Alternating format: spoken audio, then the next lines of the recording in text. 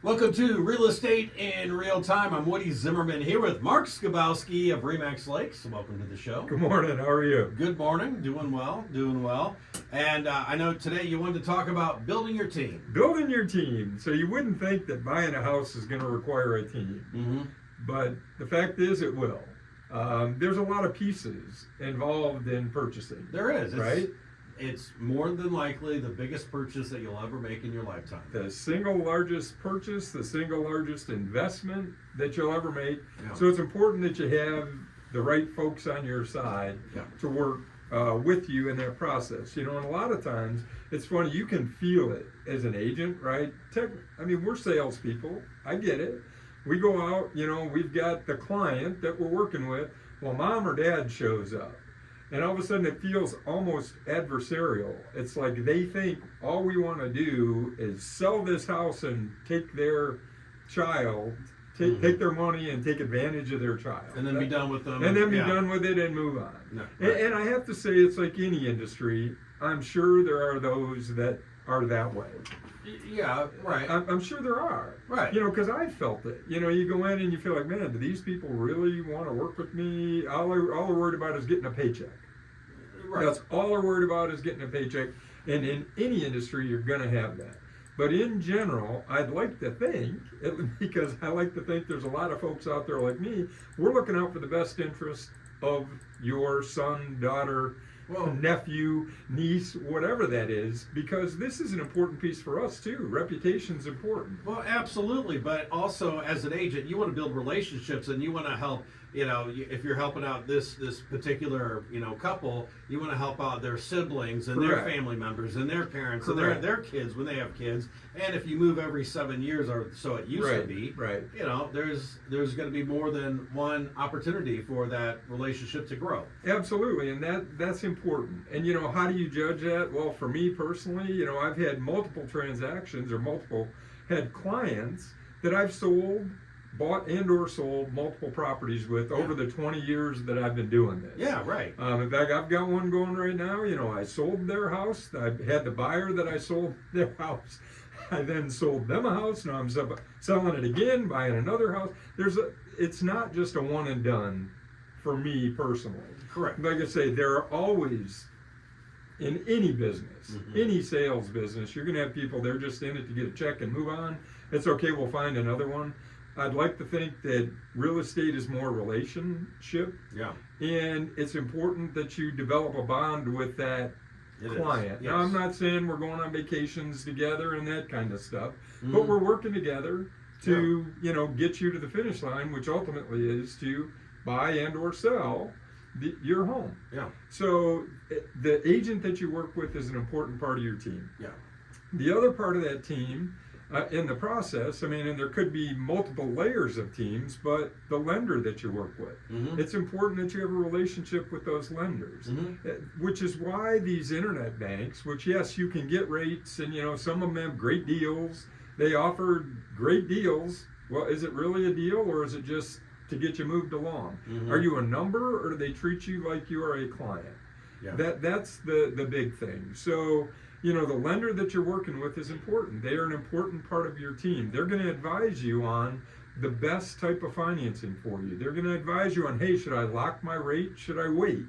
You're going to coordinate this transaction with them. They're going to need stuff from you. So you want to trust that the things that they're asking for you, they truly need. So having a relationship with them is important. I'll tell you what, so this goes back to like the COVID time and when rates were dropping left and right, and so I just thought, let me take a look, and I did one of those internet banks, and then I just got flooded with calls for like the next 2 weeks. It was like nonstop.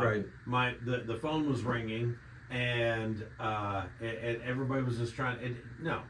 I think they were just. Obviously they're just there. They're just trying to get the loan. Yeah. But there was no relationship with them whatsoever. None at all. It was a shotgun approach. Yeah. Throw it out, see how many you can get, which quite honestly is why many people are afraid to go onto a website and say, contact me, right? Yeah. Request more information. Yeah. Because you're going to get a ton of responses. Bombarded. You know, I mean, Realtor.com, you know, you either love them or hate them. But as an agent, you know, we pay to receive leads. Mm-hmm. We can. Not every agent does, but you can. But they have, and they don't tell you this when you sign a contract with them, but some of them are shared leads and some of them are private leads, meaning one-to-one. So if I pay for a lead, I get the lead, I'm the only one that contacts them. Okay. They also offer shared leads. Okay. It's a revenue source for them. They get 5 agents to sign up.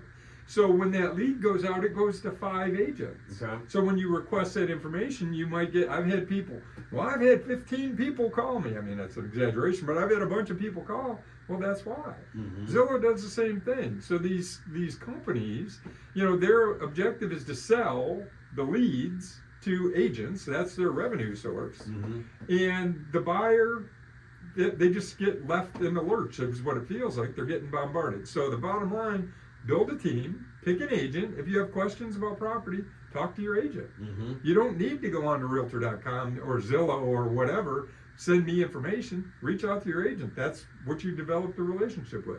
Same thing on the finance side. Have a relationship with somebody local.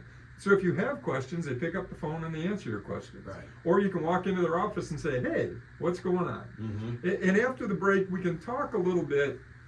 You've built your team. What type of information you need in order to get a loan process through the system, and how can you streamline that? Very good. You're listening to Real Estate in Real Time. We'll be right back. Welcome back. You're listening to Real Estate in Real Time. I'm Woody Zimmerman here with Mark Skabowski of Remax Lakes, and we're talking about building your team. Number one, you want to get an agent. Pick an agent that you're comfortable with, and then also pick a local mortgage originator that you're comfortable with, because otherwise you're just a number and that's it. You know, Yeah, and somebody that knows you. Somebody that knows you, somebody that you can pick up the phone and call. You know, a lot of mortgage brokers, they work on the weekends. Banks typically work Monday through Friday, right? Yeah, so lenders that work at banks or loan officers that work at banks, many of them, and I can't say the local ones, I would say the local folks are actually pretty good. They'll give you your cell phone. If you got a question on Saturday, you can get an answer. Yeah. But there are some of these big banks, they work Monday through Friday. Mm-hmm. You're not getting a cell phone to talk to somebody at lendingtree.com, right? Yeah, right. You have a question on a Saturday, you're not going to get an answer. Or if you go with a local lender, in all probability, you're going to have a cell phone if you need to get in touch with them. And again, it doesn't have to be a mortgage broker. It could be a bank. Well, yeah, if you go through one of those websites, you can be talking to different people all the way through the process. Every step time. along the way, Yeah. you're talking to somebody different. Yep. So the stuff I want to talk about now is, you know, assuming you've got that relationship, you've got an accepted offer, and now you actually have to make your application, and your financing is going through underwriting. Mm-hmm. Well, the lender's going to ask you for a lot of stuff. Yep. So, and these items are not all inclusive, but they're in general. If you're going to apply for financing, you're going to need these things. Okay. W-2s and tax documents for the last couple of years. Mm-hmm. This time of year is always tough because we're filing 25 returns. Yeah. If you're buying now, you might need 23 and 24 to get the process started. Yep. If you don't have 25, you're going to need to get them a copy of those tax returns. Recent pay stubs. You're going to need pay stubs, not just one. They're going to need some 2 weeks, some a month, some 2 months. They're looking at your credit history. They're looking at all that stuff. Right. They're going to want those pieces. Bank statements, 2 to 3 months worth of bank statements. Investment account statements, if you're using those funds for approval. Now, I can tell you from personal experience, you know, and we were talking a little bit about off air about applying for some financing. You know, we're buying a home, we're doing a mortgage, and I haven't applied for a mortgage in forever. Now, I've advised a lot of people on it. Yeah. And, you know, I've heard some people with some frustration, some not, but it's amazing the amount of information that they need. Oh, man. And, you know, again, especially being self-employed, Yeah. having been self-employed for 20 years, Mhm. you know, it's just a different, I don't have a W-2. Mm-hmm. You know, I've got tax returns, Right. 1099s, that kind of stuff. It's just different. Mhm. But they need a lot of information. So I had to send all that stuff in. Mm-hmm. And so if I have to send it in, it isn't like I can snap a picture and send it. I guess you can. But my advice to people would be get things scanned in. When you get your tax return, scan it in. Yeah. If you get your W-2 electronically, save them. I feel like you're talking directly to me. Save them. Yeah. You know, my wife, it's funny. When she'd get the mail, she'd pay a bill, Yeah. rip it up, throw it in the trash. Right. You know, Yeah. you don't keep those records. But No. guess what? They're asking for those things. Now, the beauty of, you know, technology today is like most banks keep years worth of Right. statements electronically. Yeah. So you don't have to print them and scan them. You just have to have access electronically to go in to scan, you know, to download that file, and then you can submit your 2 to 3 bank statements. Right. But your W-2s, does your employer still give you a paper copy? Scan a copy of those. If you're thinking about buying a house, scan copies of those W-2s and keep them, you know, for a while. Create a file and save them. Right. You know, a copy of your driver's license. The lender's going to ask for a copy of your driver's license. Amazing. We're talking about ID. Yeah. You have to show ID to get a mortgage. That's right. How's that happen, right? Residential history. If you have been renting, you will need a statement from your landlord that shows that you've been paying rent on time. Ah, yeah. You know, my daughter's experience is they're in the process of buying a house, and they've been renting from a private individual. So there is no recording to a credit agency No. that they're making those payments. And yes, they have copies of their receipts of the canceled checks that show they paid it, but they don't have a statement from their landlord saying that they've been paying their rent on time. So lenders could ask for all of those things. Okay. So the bottom line is make sure you have electronic copies, because even if you're working locally, and it's nice, you can take, and there are lenders here, you can walk in with a pile of stuff and take it in, and they'll scan it all in for you. That's another benefit of working locally, right? You're not sending it to California. You can walk in with all the stuff. If you don't have a scanner at home, you don't have a way to do it, you can take all those documents in and they can scan them in. But the bottom line is keep good documentation when you're going to apply for that mortgage, in advance of applying for the mortgage. You know, as soon as I get my tax return back, I scan a copy in and I keep it. I've got a file that says tax returns. Yeah. You know, going back forever. Now, I probably don't need to keep it there, but sometimes, you know, I look in some years and cry, and other years and go, woo, woo, home run. Right. But it's just stuff that you really need to keep track But then, of. yeah, but then it's easy to forward off. Easy. You know. And they're going to ask for a lot of information.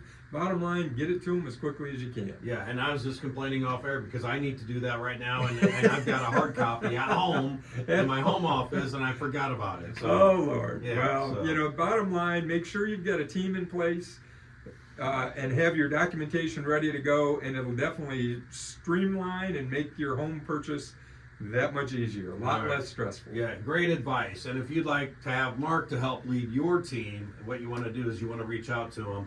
Mark, your contact info? Sure, website, skabowskiteam.com, phone numbers 574-527-0660. You can always email me, mark@skabowskiteam.com. Yeah, work local. Local.